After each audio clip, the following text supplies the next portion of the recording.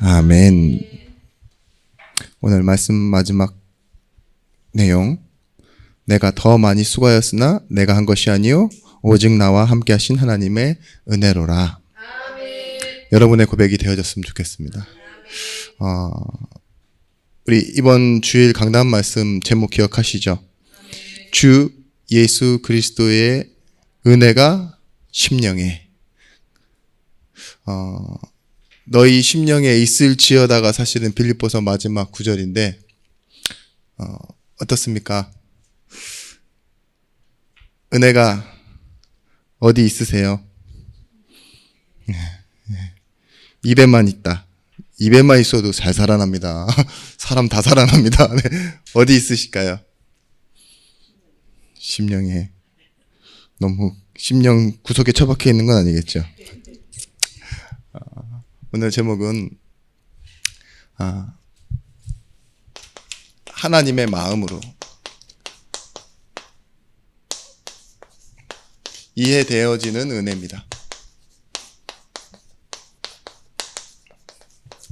고린도전서 15장 1절에서부터 10절의 말씀. 은혜란 사람들마다 정의가 너무 달라요. 교회 다니면서도 보지만 목사님들마다 하는 그 은혜의 포인트가 다르고, 또 목사님이 이렇게 설교를 할 때 잘 들어봐도 흐름에 따라 은혜가 좀 다르게 설명될 때가 있는데, 피해자는 아니지만 가장 헷갈리는 사람들은 누구냐? 성도들이에요. 그리고 참 신기하게도 알려드린 대로 생각하지 않고 그대로 자기가 알고 있는 대로 은혜를 또 정의합니다. 그러니까 은혜라는 게 다 같은 은혜를 받았는데 알고 있는 은혜는 전부 다 다른 그런 조금 회개망측한 상황, 그런 것들이 많은데요. 은혜 받았다고 하면 사람들이 저마다 좀 얌전해지고, 그죠?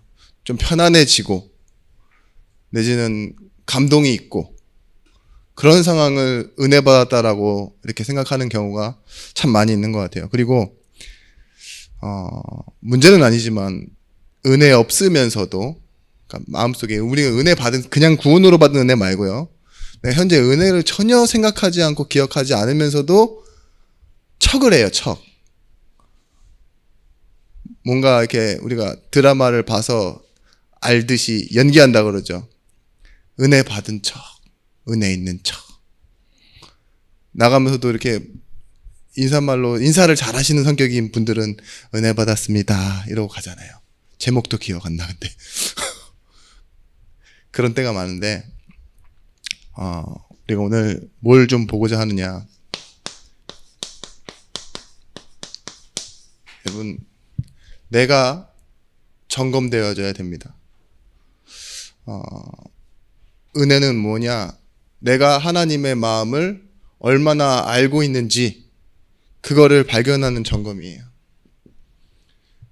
내게 필요한 은혜, 내게 필요한 응답 말고요, 하나님의 마음을 내가 얼마나 알고 살아가는지 점검할 수 있는 도구.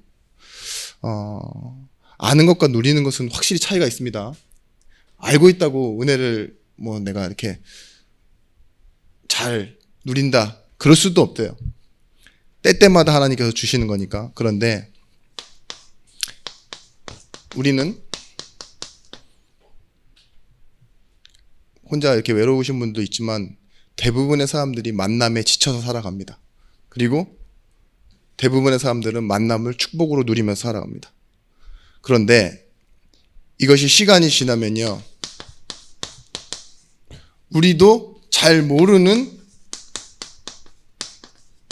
원망이 되어져 있어요. 이 원망이 결국은 누구를 어디로 가느냐? 탓합니다. 누구 때문에라고. 책임 전가는요, 언제부터 나와졌냐? 창세기 3장에 아담 때부터 하나님 떠난 죄인들의 본성이에요. 나는 잘못이 없다라고 변명하는 거, 핑계대는 거 있죠. 은혜 없는 사람의 특징이 뭐냐? 바른 말을 하는데 정죄하고 비판한다는 말이 아닙니다. 분명히 자잘못은 누군지 알아야 될 필요는 있어요. 근데 은혜로 넘어가야 되는데 그 사람이 다 잘못했고 그 사람이 원망되어지고 이쪽으로 가고 있는 거예요. 분명히 하와가 아담이 선악과를 먹고 나서 하나님이 물으셨을 때 뭐라고 대답했습니까? 당신이 지으신 저 여종이, 그죠? 들짐승 중 하나가 결국은 하나님 잘못이라는 거 아니에요, 그죠? 성경 보면 다 그래요. 사울왕은 자신의 죄를 사무엘과 백성들에게 떠넘기고, 그죠? 이게 이 불신앙하는 사람들의 전매 특허예요. 은혜 없는 사람들의 전매 특허. 예수님을 처형하도록 용납한 빌라도는 뭐라고 하냐, 그 책임을 나는 책임이 없다 라고 사인까지 받잖아요. 근데 백성들은 뭐라고 그러는 줄 아세요? 이 책임을 우리 후대에게 돌려라. 와, 무서운 말이죠. 이 빛을 우리에게 후대에게 돌려라 이러면서 하는데요. 그래요. 우리도 모르게 신앙생활 하면서요, 되어지는 이유, 안 되어지는 이유를 하나님의 계획으로 바라보지 못하고 그냥 오늘 내게 주신 하나님의 이 응답의 시간을 원망하고 탓하게 될 때 우리는 점검해 봐야 됩니다. 만남, 어떻게 하면 살릴 수 있겠습니까? 누구나 일이 되어지든 안 되어지든 집안일까지도 포함합니다. 일이요, 삶의 중심 잡기입니다.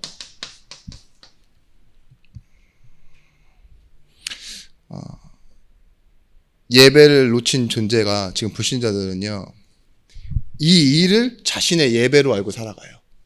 왜냐, 일해야 돈 벌어 먹고 사니까. 일해야 사람 만나고, 일해야 밥 사고, 물건 사고, 편리하게 살 수 있으니까. 그런데 이 예배하는 사람은요, 은혜 가진 사람은요, 이 일을 하나님의 계획으로 붙잡아요. 그리고 이 일을 포기하기도 하고 내려놓기도 하죠. 일 안 하면 어떻죠? 불안하니까. 하던 거니까. 내가 이걸밖에 할 수 없으니까 포기하는 마음도 생기고요. 또 이 일 속에 모든 관계가 엮여 있잖아요. 내 자녀, 내 돈, 이런 것들이요, 다 중심 잡기라니까요. 젊었을 때는 이 일을 중심으로 내 인생 중심 잡기가 편해요. 못하는 일이라도, 허드렛 일이라도, 그렇게라도 해서 중심 잡는데, 내가 힘이 빠지고 약해지고 이러면서 그만둬야 될 때가 올 때 그 중심이 와르르 무너진다니까요. 그때 여러분 어떻게 하셔야 됩니까? 여러분, 진짜 문제는요, 이 일 속에는요, 세상의 일 속에는요, 분명히 사단이 틀린 메시지를 가득 심어놨습니다. 불신앙의 메시지들, 그죠? 사람들이 좋아하고 사람들이 싫어하고, 보통의 대다수의 사람들, 평균이 그렇다라는 거 있죠. 다 은혜와 반대되는 보상의식이에요. 보상 뭐예요? 주고받는 거잖아요. 한 만큼 받고. 그게 은혜와 반대되는 개념이라니까요. 일을 못하는 사람은 잘라야 돼. 저 경쟁 회사를 우리가 이겨야 돼. 그죠? 매출을 이겨야 돼. 넘어서야 돼. 국가 간에도 저 나라가 조금 손해를 보더라도 뭐예요? 우리나라는 좀 더 잘 살아야 돼. 이런 식이라니까요. 보세요. 저 대만에 얼마 전에 큰 지진이 났었죠. 근데 전 세계 반도체를 다 잡고 있는 게 TSMC예요. 대만 전체를 먹는. 삼성은 따라가지도 못해요, 아직도. 삼성이 반도체 1위라고 하는데 사실 아니에요. 파운드리 계열에서는. 일본도 못 따라갑니다. 미국도 못 따라갑니다. 그래서 중국이 대만이랑 하는 건데, 이 경제 싸움이에요. 근데 지진이 났다 그랬을 때, 가동이 멈췄다 그랬을 때요, 뉴스가 멈췄어요. 왜냐, 어떤 뉴스도 내놓으면 안 돼요. 세계가 흔들리니까, 경제가. 저는 그렇게 들리더라고요. 제 안에 들어와 있는 메시지가 뭔지 찾았어요. 우리에게도 기회가 있나? 제가 삼성에서 일하는 게 아닌데도 불구하고. 그런 식으로 생각하게 된다니까요. 남이 안 되는 일, 어떤 일도요, 내 중심으로 생각하게 돼요. 창세기 3장이 뭡니까? 내 중심. 그죠? 내가 하나님처럼 되려고 해보는 거. 창세기 6장에 노아는 그러나 은혜를 입어서 정한 짐승, 부정한 짐승, 방주 안에만 들어오면 다 살게 하는 삶인데, 그죠? 물질과 경제 중심으로 살고 있었던 사람들은요, 그 비 내리는데 쓸려가는 거잖아요. 홍수에. 맞습니다. 말씀 중심으로 살았던 노아는 뭐예요? 재앙이 오는 날 구원함을 받고 새로운 시작을 하는 사람이 됐습니다. 그러나 은혜를 입었더라. 그게 뭐예요? 그게 틀린 메시지가 아니라 맞는 메시지입니다. 우리가 혼자 있을 때 가장 많이 하는 것이 무엇이냐? 여러분, 힘이 있어도 힘이 없어도 우리는 꼭 해야 됩니다. 갈등과 선택이에요.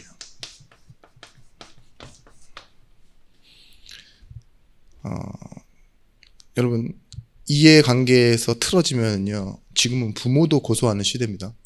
아시겠죠? 옛날은 뭐 어르신 평균 나이가 46세였던 거 알아요? 그래서 시어머니는 장남인 모시는 거 있죠. 그런 게 당연한 거였어요. 왜냐? 얼마 안 모셔도 평균 나이가 낮아. 오래 사시면 환갑, 미운 놈 떡 하나 더 준다는 생각으로 울며 겨자 먹기로 오래 사셨습니다. 축하합니다. 그게 60이라니까요. 칠순. 지금 뭐예요? 100세 시대예요. 난리가 났어요. 우리 교회 안에서도 알지만 이제 뭐 암이 몸에 몇 년 동안 자라고 있는데도 90세 훅 넘기잖아요. 그렇게 살아가는 시대. 갈등이 없겠습니까?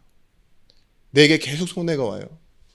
자녀가 나한테 잘해주지 않는 것도 갈등이지만 내가 부모를 모시고 어제의 동지도 내일은 적이다라는 그런 사고방식, 그런 거 가지고 살아가다 보면은요, 은혜 없는 냉정한 현실 속에서, 그죠? 마음만 따뜻하게 살아갈 수가 없다니까요. 은혜 없는 차가운 현장에서.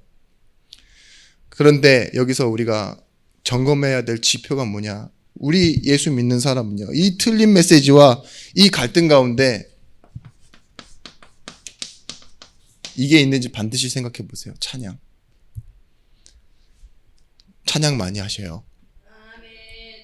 많이 들으시고 입으로 잘 고백이 안 되어지시는 분들은 나를 두고, 보세요. 나를 두고예요. 나를 두고 하나님을 향해 축복을 선포하는 게 찬송입니다. 찬양. 하나님 자랑하고 하나님 이런 분이시죠 라고 내 마음속으로 내 생각에 각인시키는 게 뭐예요? 찬양이잖아요. 근데 이 찬양을 하셔야 돼요. 이 갈등이 있는 현장, 일이 삶의 중심이 되어 있는 현장, 만남이 우리에게 상처가 되어지는 이 현장에서 찬양은 어떤 것이냐? 보세요. 나 어느 곳에 있든지 늘 마음이 편안해. 이 고백해 보시는 거예요. 주 예수 주신 평안함. 바울이 빌보서에서 고백하잖아요. 주 예수의 강이 네 안에 있고 늘 함께하기를 원한다. 내게 능력 주시는 자 안에서 내가 모든 것을 감당할 수 있다. 그죠? 그 고백. 나의 갈 길을 다 가도록 예수 인도하시니 뭐래요? 무슨 일을 만나든지 뭐래요? 만사 형통하리라.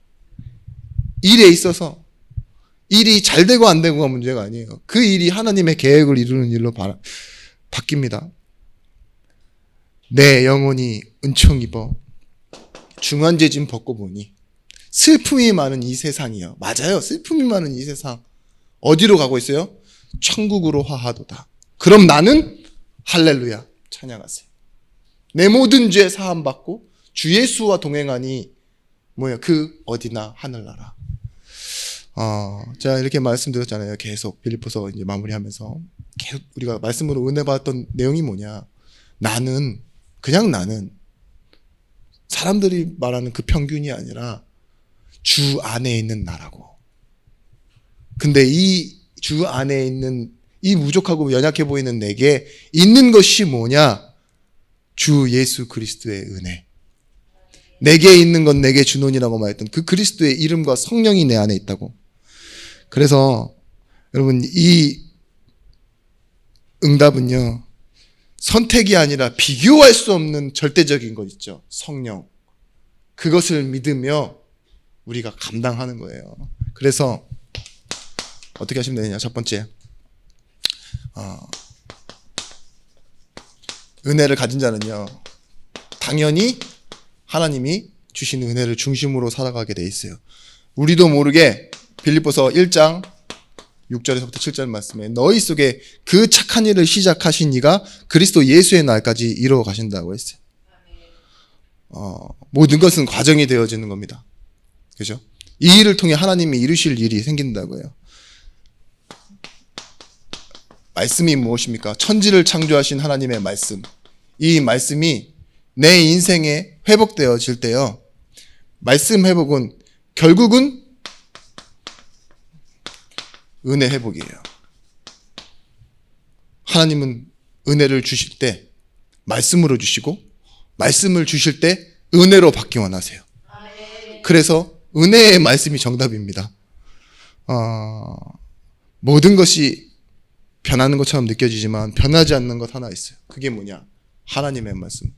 푸른 마르고 꽃은 시드나 하나님의 말씀은 영영이 서리라 하라. 여호와를 아는 것이 지식의 근본이다 이러잖아요. 그래서 보이지 않는 하나님의 계획.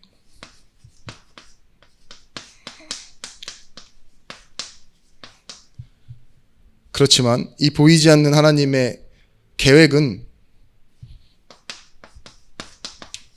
왜 변하지 않고 우리 가운데 와지느냐? 하나님의 마음이기 때문에 그래요. 여러분, 저 사람은 왜 이렇게 감정 기복이 들쑥날쑥해? 이제 변덕스럽다 그러죠. 그런 사람의 특징이 뭐냐? 계획이 여러 번 바뀌어요. 그죠? 그래서 뭐라고 하죠? 피곤해 이래요. 맞춰주기가. 근데 하나님의 마음은요, 성경에 뭐라고 하고 있냐? 신실하신 하나님이래요. 미쁘신 하나님. 우리의 상태 따라 하나님의 계획을 바꾸시는 게 아니라 자신의 마음을 유지하셔요. 계속. 그게 뭐라고 했죠? 신실하심. 자격이 없고 공로가 없는 우리, 조건이 없는 우리를 무조건적으로, 일방적으로 영원히 사랑하신다고요. 조건 없이 일방적으로 무조건 사랑한다는 게 그게 뭐예요? 하나님의 마음이에요. 거기에 대한 하나님의 계획을요, 하나님은 보이지 않게 성취하고 계십니다. 만왕의 왕 되신 주께서 나를 부르셨습니다. 근데 우리가 알고 계셔야 될 건, 우리가 알고 있는 이 근본 문제는요, 다른 게 아니라 하나님 떠나 있는 원죄예요. 그래서 여기에 가장 필요한 것이 뭐냐? 다른 것으로는 해결할 수 없기 때문에 사랑의 이유. 하나님이 사랑해서 보내신 거예요. 예수 그리스도를 우리에게 보내신 겁니다. 그리고 증거는 어떻게 나타났냐? 다시 우리가 하나님과 함께. 그 함께 어떻게? 성령으로.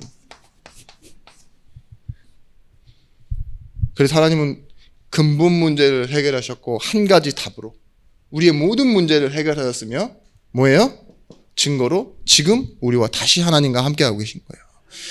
우리는 바랄 수 없는 중에 하나님을 믿었습니다. 로마서 4장 18절 말씀. 아브라함이 바랄 수 없는 중에 하나님을 바라고 믿었다고. 그런데 이 우리가 믿게 된 이유가 뭐예요? 하나님의 계획이었다고요. 이 보이지 않는 계획. 요한복음 20장 31절 말씀. 오직 이것을 기록함은 너희로 예수께서 하나님의 아들 그리스도이심을 믿게 하려 하며 또 너희로 그 이름을 힘입어 생명을 얻게 하려 함이라. 믿는 것은 결국은 뭐냐? 생명 얻는 것이래요. 요한복음 3장 16절 말씀, 이유를 설명합니다. 하나님이 이처럼 세상을 사랑하사 독생자를 주셨는데 아들을 주신 이유가 뭐라고요? 멸망치 않고 생명을 얻게 하려 합니다. 우리가 생명을 얻은 것, 사랑의 이유. 그죠? 믿게 하신 것, 영생을 얻게 하려고. 다 똑같은 거예요. 사랑을 받고 영생을 얻고 그것을 믿고 그렇게 살아가는 것이 신앙생활이에요. 근데 이 은혜를 중심으로 살아간다는 것, 이것이 우리에게 중요한 건 뭐냐? 지금 알게 하시는 거예요. 함께 하신다는 의미는요, 여러분이 지금 살아가고 있는 지금 이 함께를 누리시길 원해요. 아니면 여러분 바로 그냥 천국으로 올리시는 게 빠르죠. 그렇지 않을까요? 야, 천국에서 그냥 함께 하자. 구원 받는 순간 그냥 천국에서 함께 하면 되지. 함께 하는 게 모든 것이라면. 근데 지금은 뭐냐? 여러분들이 하나님을 알아가길 원하세요.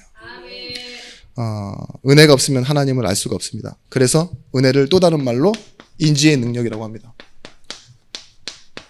은혜의 선물, 이 뜻이 뭐냐? 하나님으로부터 왔다 이거예요.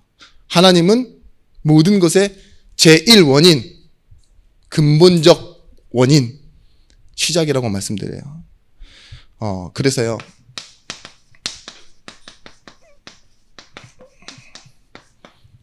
항상 먼저예요. 이 말을 다른 말로 하면 하나님은 창조주요. 우리는 그 창조주를 기억한다는 말이 다른 말이 아니에요.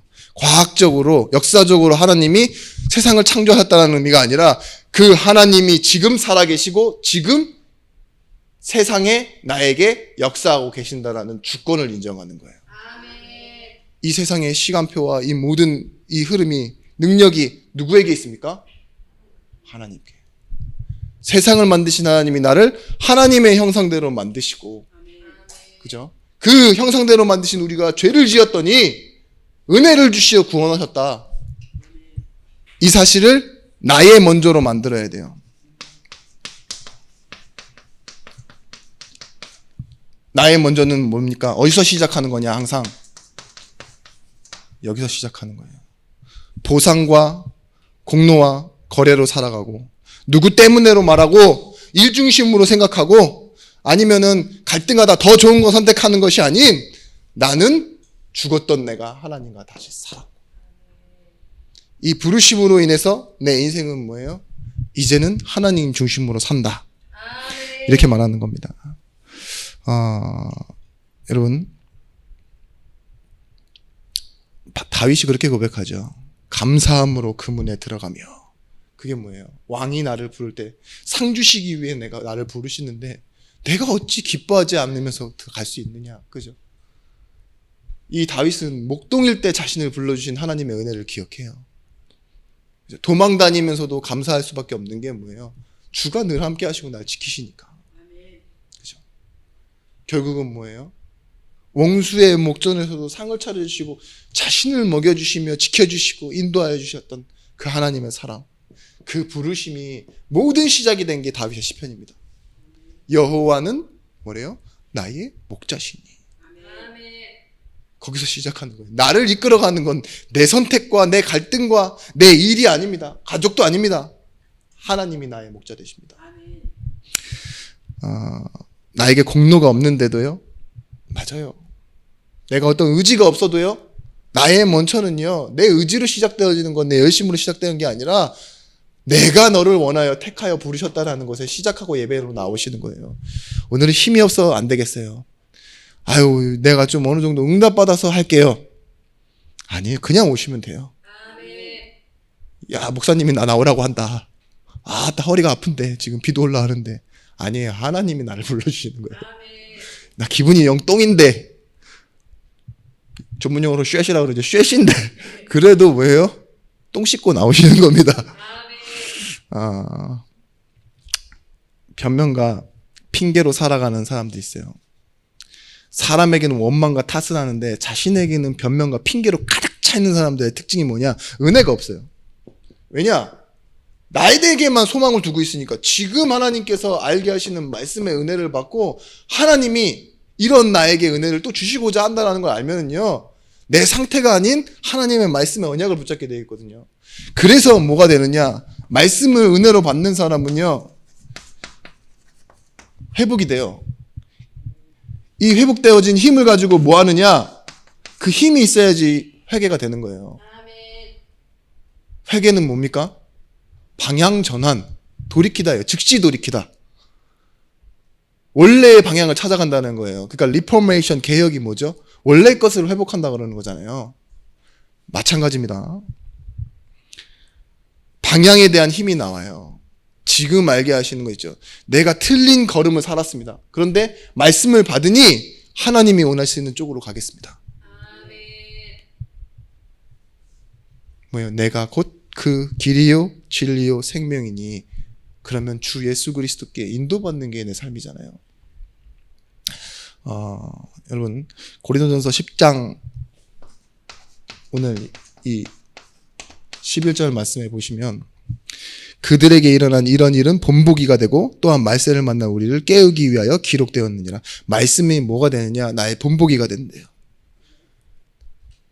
제가 지난번에도 말씀드렸지만 말씀이 역사라고 느껴지고 다윗이라는 인물이 겪은, 아브라함이라는 인물이 겪은 이야기라면 여러분, 그거는 그냥 드라마를 여러분 계속 반복해서 보는 거랑 똑같아요. 재미없어요. 아무리 재밌어도 너무 반복하면 재미없다고요. 근데 그 다윗이 나고 아브라함이 나라고 생각해야 돼.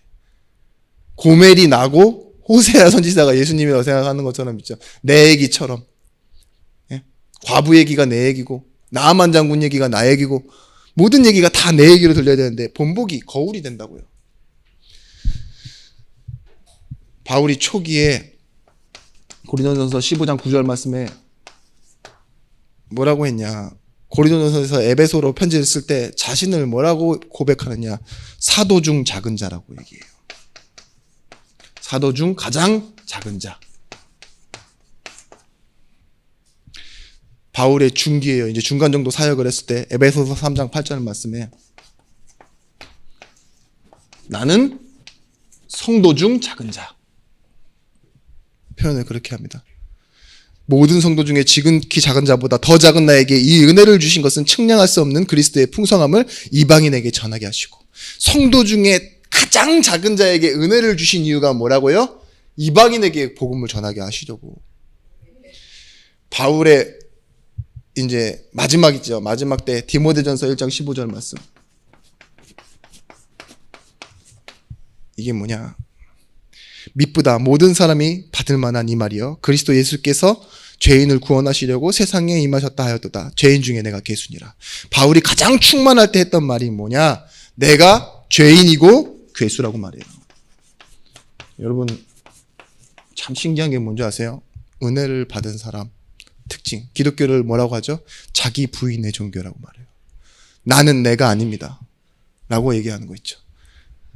바울이 고백할수록 계속 응답을 받아갈수록 나중 돼서는 뭐라고 하느냐, 자기 변명과 변론을 하는 게 아니에요. 내가 누구다 라고 얘기하기보다는요, 그건 자랑할 게 아니다. 내가 그리스도와 함께 십자가에 못 박혔나니 죽었다 이제. 뭐라 하죠? 이는 나를 사랑하사 나를 위하여 자신의 아들을 주신 그 아들을 믿는 믿음 안에서 내가 살아가는 거라고. 여러분 바울이 로마서 8장 39절 말씀에 확신이라는 단어를 쓰잖아요. 이 확신은 내가 지식적으로 경험해서 알고 있는 확신이 아니라 무엇에 대한 확신이냐? 대상이신 하나님의 마음을 내가 확신한다는 거예요. 나를 향해 변치 않는 하나님의 마음. 무엇이? 하나님은 아무것도 아닌 나를, 죄인 중 괴수인 나를 하나님의 은혜로 부르셔서요. 뭐 하느냐? 나를 이방인을 향한, 임금들을 향한 택한 그릇으로 사용하시고 땅 끝까지 갈 수 있는 권능을 주셨다. 성령으로 함께 하십니다. 그게 내 인생이다. 여기에 어떠한 기근이나 핍박이나 위험이나 칼이나 권세자들, 천사들도 이 하나님의 마음을 바꿀 수는 없다. persuaded. 하나님이 나를 설득하셨다. 그것이 뭐냐? 하나님을 아는 나, 관계에 대한 의. 그래서 의인은 무엇으로 산다고요? 믿음으로 말미암아 살리라. 디카이오 순회. 내가 내 꼬라지가 다 갖춰져 있지 않을지라도 나에 대한 의무와 책임을 버리시지 않는 것, 그게 하나님의 의무다. 의. 끊을 수 없다. 세상에 보이는 것, 권세, 어떤 것으로도 끊을 수 없는 것, 하나님의 의. 그래서 내가 사는 것은 하나님이 나를 믿어주시는 것으로 말미암아 살린다. 내가 하나님을 믿는 믿음이 아닙니다. 여기서는 하나님이 나를 믿어주시는 그 믿음. 그래서 오직 의인은 믿음으로 말미암아 살리라. 여러분 은혜의 선물로, 은혜로 인하여 구원을 받았다고 했잖아요. 근데 하나님이 은혜라는 개념 자체와 믿음이라는 형성 자체를 우리가 스스로 주워 담아서 만들어내기를 하나님 원하시지 않는 것 같아요. 무슨 말인지 아시겠습니까? 여러분에게 왜 설교를 통해서, 왜 말씀을 통해서, 아니면 산 위에서나 금식하게 해서 여러분 믿음을 형성하게 안 만드는 줄 아세요? 그걸 자꾸 깨부수는 줄 아십니까? 하나님은요, 자기 자신이 주신 말씀과 언약으로 여러분의 믿음을 만드시기 원해요. 그 구간을 여러분들이, 그 과정을 지나고 계신 겁니다. 그래서 여러분에게 꼭 필요한 게 뭐냐? 언약이에요, 언약. 말씀. 그래서 하나님이 여러분의 믿음을 채우시는 방법, 의, 관계. 그래서 말씀과 언약 안에 계속 집중하게 되면 깨닫게 되어지는 하나님의 마음이 뭐냐? 하나님의 사랑입니다.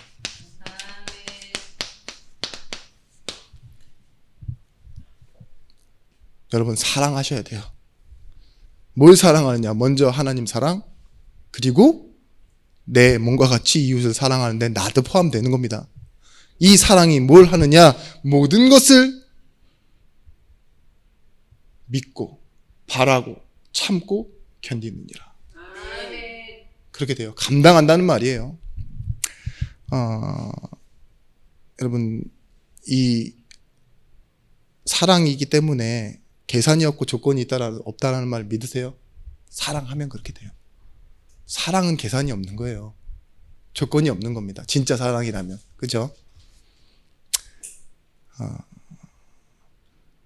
근데 이 사랑이요, 변하지 않고 신실한 사랑이 어디에 자리 잡으시려고 하는 줄 아세요? 하나님이요?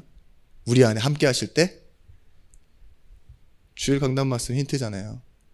심령. 우리의 영과 우리 영이 잘됨 같이 범사가 잘되게 하시려고 우리 심령, 마음과 영혼에 하나님께서 은혜의 의식을 주시려고 하는 거예요. 거기서 신실하게 다가와 영원한 위치에 자리 잡으시고 우리로서 고백되어지게 하시는 찬양이 뭐냐? 십자가를 질 수 있나? 무슨 권사? 십자가를 질 수 있나? 찬양으로 하세요. 우리의 심령 주의 것이니. 내게 아니라고요. 주의 것이니.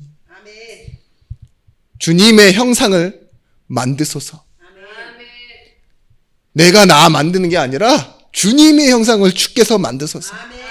주 인도를 따라 살아갈 동안 사랑과 충성을 바치오리다. 여러분, 그래서 여러분의 인생의 응답은 계속 발견되어진 겁니다. 하나님이 원인되어지지 않은 건 아무것도 없어요. 될 대로 되라는 여러분 신앙생활에 아무것도 없는 겁니다. 그건 운명론자들이 하는 말이에요. 여러분, 예를 들면 제가 카렌 갔을 때 이 아이와 저의 차이점을 여러 군데서 발견할 수 있었는데 하나도 찾지 못한 게 있어요. 그게 뭐냐? 출생이에요. 얘가 왜 여기서 태어났지? 나는 왜 여기서 자랐고 여기로 왔지? 이거예요. 그 차이점 하나가 모든 걸 바꾸더라고요. 그죠? 우리 전도사님과 제가 전도사님 막동생 이름이 제님인 줄 알았어요. 근데 제임이에요. 제임. 근데 자꾸 부르다 보면 제님이 되잖아요. 주님. 그래가지고 제님 하는데 다른 게 뭐 있을까요? 특별히 열심히 사셨을까요? 지능? 관계? 선함? 될 대로 되어진 거예요, 사실. 그죠? 자연적인 것. 스스로의 운명을 잘 아는 것 같지만요, 그냥 시작한 거고 흘러가요. 젊었을 땐 젊은 대로, 나이 들면 나이 든 대로. 어느 의사분이 쓴 글에 이런 글이 있어요. 안병동에 들어오면 짧게는 2-3개월 있다가 좀 길게는 한 반년 정도 시한부 선고를 받으신 분들이 그냥 요양을 한대요. 수술을 포기하고. 근데 그분들이 처음에는 가족들이 오는데 가족들이 없는 분들도 계시잖아요. 그리고 말쯤 되면은 거의 가족들이 없대요. 근데 그분들이 모여서 하시는 게 뭐냐? 늘 고스톱. 시한부 받았는데. 고스톱 치다가 딱 돌아설 때 웃는 사람이 있어요. 그 시한부 가운데서도 웃는 사람이 있다니까요. 예, 나 오늘 2만 원 땄다 이러면서요. 근데 그걸 보는 의사가 마음이 아픈 거죠. 죽을 날 받아놨는데, 그죠? 여기는 거의 끝이잖아요. 수술도 안 되는. 근데 거기서도요, 어떤 기쁨이 있냐? 그 안에서도 승리의 기쁨이 있는 거예요. 패배의 아픔이 또 있어. 내가 또 오늘 2만 원을 잃었네. 돈이 뭐 필요합니까? 들고 갈 것도 아니고. 근데 이기면 좋은 서글프다고 하더라고요. 여러분, 우리의 존재는 오늘 말씀 나오잖아요. 15장 10절 말씀에 나의 나된 것 뭐라고요? 하나님의 은혜라고. 내가 다른 사도들보다 더 수고하였으나 뭐래요? 하나님의 은혜래요. 서론에 나와 있죠. 내가 일해서 수고한 것도 하나님의 은혜, 내가 갈등한 건, 사람 만난 것 있죠. 이런 것들 더 수고한 것도 하나님의 은혜. 성경적 근거가 없는 천국에 대한 설명인데요. 부부가 이렇게 천국에 함께 가게 되면은요, 영원히 만나지 않는답니다. 왜냐? 지상에서 원수였기 때문에. 그게 천국이래요. 늘 기뻐하며 살라고. 천국에서는 따로 영원히 만나지 않게 해주신대요. 제가 말씀드렸죠? 전혀 근거 없는 설교라고. 근데 어떤 목사님은 그렇게 설명하시더라고요. 그게 왜 그러냐? 결혼을 2-3번을 한 사람에 대한 배려라고. 남편이 다 같이 살 수는 없잖아요. 2, 3 이래가지고. 그죠? 이 얘기가 어디서 흘러나오냐 하면 전혀 성경적이지 않느냐. 잠깐 죽었다. 이렇게 다시 살아난 사람들이 천국에 대한 비유를 할 때 뭐 그렇게 우스갯소리로 말했다고 하는데, 여러분, 그 많은 교회 중에 하필이면 내가 왜 이 자리에 앉아 있어야 됩니까? 이런 존재론적 의미. 내가 왜 해야 됩니까? 이런 거 있죠. 고민하지 마십시오. 뭘 하시면 되느냐? 로마서 1장 16절에서부터 17절 말씀. 복음에는 하나님의 능력이 나타납니다. 그리고 뭐예요? 이것을 자랑하는 것이 여러분 인생이에요. 고린도후서 12장 10절 말씀. 내가 약한 것을 뭐예요? 기뻐하는 것 있죠. 그것이 우리의 인생이라니까요. 오히려 약할 때 더 강함 되어지는 거 있잖아요. 주 안에 있는 것이 결국은 능력이라고 말하는 바울. 디모데에게 뭐라 했죠? 주 안에 있는 그 은혜 가운데서 너희가 강하고. 바울이 강조하는 것이 그것입니다. 저희 서대문에 있는 교회인데요. 저희 교단은 아니에요. 근데 교회에서 선교사님을 한 명 파송하려고 이렇게 작정을 해서 하는데, 어떤 장로님 주직자들이 와가지고 이번 회기는 좀 교회가 어려우니 좀 다음 연도에 했으면 좋겠습니다. 목사님한테 말씀드리니까, 그래, 한숨 돌리자. 그리고 그 주일날 예배 시간에 광고를 했어요. 다음 연도부터 선교하겠습니다. 한숨 돌리겠습니다. 한번 쉬십시오 이러면서 한번 하고 진짜 한숨 돌리고 이제 다음 연도로 광고를 남겼는데, 예배가 끝나고 나서 한 50대 중반의 부부가 찾아와가지고 선교사 한 명 보내는데 초기 비용이랑 지속 비용이 얼마나 필요하냐, 헌신하겠다, 그렇게 얘기를 하더래요. 그래서 목사님이 알고는 있는데 당신네들 부산에서 사업이 쫄딱 망해서 서울로 도망듯이 올라와서 이제 20평짜리 아파트 산 거 알고 있다. 성도들이 그것도 되게 자랑스러워한다. 자녀들이 4명, 대학원생 1명, 대학생 1명 빠듯하게 살아가고 있는 거 당신의 11조를 보고도 알고 있다. 근데 이걸 감당한다라는 건 불가능하다. 광고대로 다음 연도에 하자 그랬더니만, 이분이 하시는 말씀이, 교회가 전도 선교 안 하면 어찌 교회라 할 수 있겠습니까? 이건 교회를 탓하는 게 아니라 내가 교회고 저희 가정이 교회입니다.